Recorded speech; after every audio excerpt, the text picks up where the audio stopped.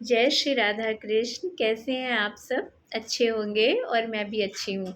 तो आज श्रीमद् भगवद गीता का 16वां अध्याय 16th चैप्टर, अभी तक हमने 15 अध्याय तक देखे। तो अगर आपने पहले के अध्याय देखे हैं तो उसमें जो 9वां अध्याय है उसमें भगवान जो दैवी संपत्ति और आसुरी संपत्ति के बारे में बताते हैं अर्जुन को, तो उसी का जो विस्तार है वो 16वें अध्याय में भगवान ने बताया है कि जो दो प्रकार की ये शक्तियाँ होती हैं, एक दैवी संपत्ति होती है और एक आसुरी संपत्ति होती है। तो भगवान इसमें देवता के और असुर स्वभाव और देवता स्वभाव के क्या लक्षण है ये भगवान अर्जुन को बताते हैं। मूल रूप से इस सृष्टि में जो जातियां हैं वो दो ही प्रकार की होती हैं, एक आसुरी संपत्ति वाली और दूसरी दैवी संपत्ति वाली।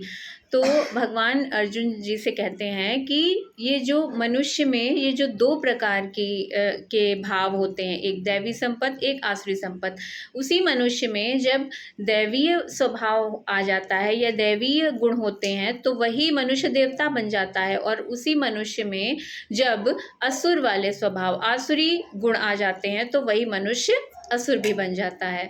तो भगवान इसमें बताते हैं कि जो दैवी संपत्ति वाले हैं, दैवी संपत्ति वालों के क्या गुण होते हैं, दैवी संपत्ति जिनके अंदर है उन मनुष्यों में क्या गुण होते हैं, उनमें धैर्य, क्षमा, दया, ये सारे गुण होते हैं। और वो अहिंसा के मार्ग पर होते हैं। वो ना तो अपनी आत्मा के साथ साथ दूसरों की आत्मा के साथ साथ अपनी आत्मा का भी उद्धार करते हैं। भगवान में उनका ध्यान केंद्रित होता है, ध्यान में वो मग्न होते हैं।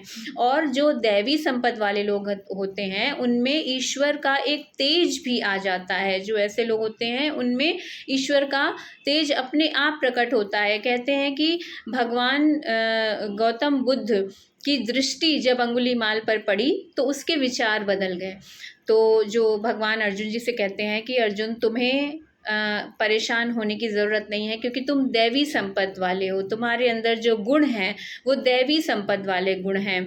तो जो दैवी संपत्ति के लोग होते हैं जिनके अंदर दैवीय गुण होते हैं उनमें क्षमा, धैर्य, भगवान की भक्ति, ज्ञान, सद्मार्ग पर चलना और दूसरों के साथ अच्छा व्यवहार करना और मोक्ष के मार्ग की ओर चलना, ये सारे गुण होते हैं। और जो दैवी संपत्ति वाले लोग होते हैं वो मोक्ष के मार्ग पर चलते हैं और उन्हें अंततः मोक्ष मिलता भी है। आगे भगवान कहते हैं जो आसुरी संपत्ति वाले लोग होते हैं उनमें दंभ, पाखंड, घमंड और क्या कहते वो वाणी, मतलब बहुत ही बुरी वाणी उनमें होती है। उनमें दिखावा, कपट, छल, द्वेष, ये सारे जो लक्षण होते हैं ये आसुरी संपत्ति वाले लोगों में होते हैं। और वो जो है अपने आगे किसी को नहीं मानते। वो कहते हैं कि जो ये जन्म मिला है सिर्फ भोग भोगने के लिए ही मिला है, और अगर वो यज्ञ या दान भी करते हैं तो उसका आडंबर या दिखावा करते हैं।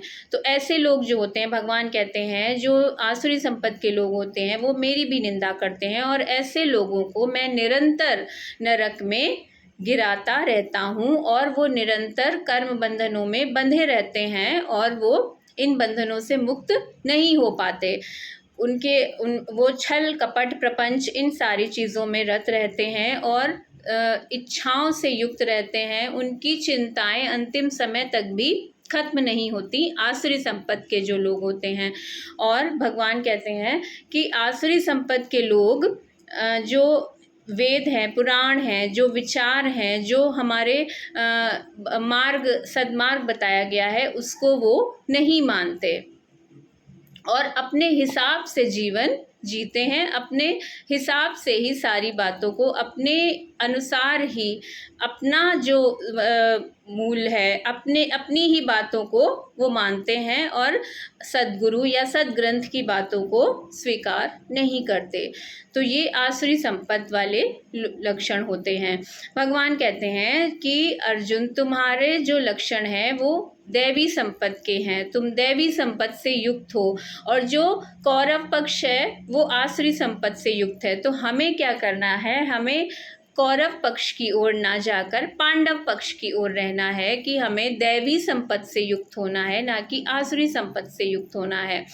तो भगवान इसमें ये जो दो भगवान कहते हैं कि वही मनुष्य अगर उसमें अच्छे लक्षण जो दैवी संपत्ति वाले लक्षण आते हैं तो वही मनुष्य देवता बन सकता है, और उसी मनुष्य के अंदर अगर आसुरी संपत्ति वाले लक्षण आते हैं तो वो असुर बन सकता है। तो ये जो भगवान 16वें अध्याय में भगवान अर्जुन जी को ये दैवी संपत्ति और आसुरी संपत्ति का विस्तार से वर्णन बताते हैं, और वो कहते हैं कि जो मेन आसुरी संपत्ति के जो मेन 3 जो मूल हैं वो है लोभ, क्रोध और मोह। भगवान कहते हैं जो 3 लक्षण मेन हैं, और जिससे कि ये जो आसुरी संपत्ति वाले लोग हैं वो निरंतर नरक में जाते रहते हैं, वो है काम, क्रोध, लोभ। हाँ, काम, क्रोध, लोभ, ये 3 जो लक्षण हैं इनसे हम नरक में गिरते रहते हैं और निरंतर ये प्रक्रिया चलती रहती है। तो भगवान कहते हैं अर्जुन, तू इसी शास्त्र को मतलब जो भगवान बता रहे हैं इसी को तू जो मूल ज्ञान मान और इसी के अनुसार चल, तो क्या होगा, तेरा या किसी भी मनुष्य का उद्धार हो जाएगा। तो इसी शास्त्र के अनुसार, इसलिए तुम मतलब भगवान कहते हैं कि तुम इस शास्त्र को क्या मानो, प्रमाण मानो, और इसके अनुसार जीवन को जियो। तो ये जो दैवी संपत्ति और आसुरी संपत्ति के बारे में भगवान ने इस अध्याय में बताया है, इसीलिए इस अध्याय का नाम देवासुर योगो नाम षोडशो अध्याय है। देवासुर संपत्ति विभाग योगो नाम षोडशो अध्याय है। तो इस अध्याय का मूल यही है कि हमें जो 2 प्रकार की संपत्ति होती हैं, दैवी संपत्ति और आसुरी संपत्ति, तो हमें ये सारे आसुरी संपत्ति वाले लक्षणों को छोड़कर दैवी संपत्ति वाले लक्षणों की ओर बढ़ना चाहिए, और श्रीमद् भगवद गीता के अनुसार और शास्त्रों के अनुसार अपना जीवन यापन करना चाहिए। तो आगे 17वां अध्याय लेकर आऊँगी। जय श्री राधा कृष्ण।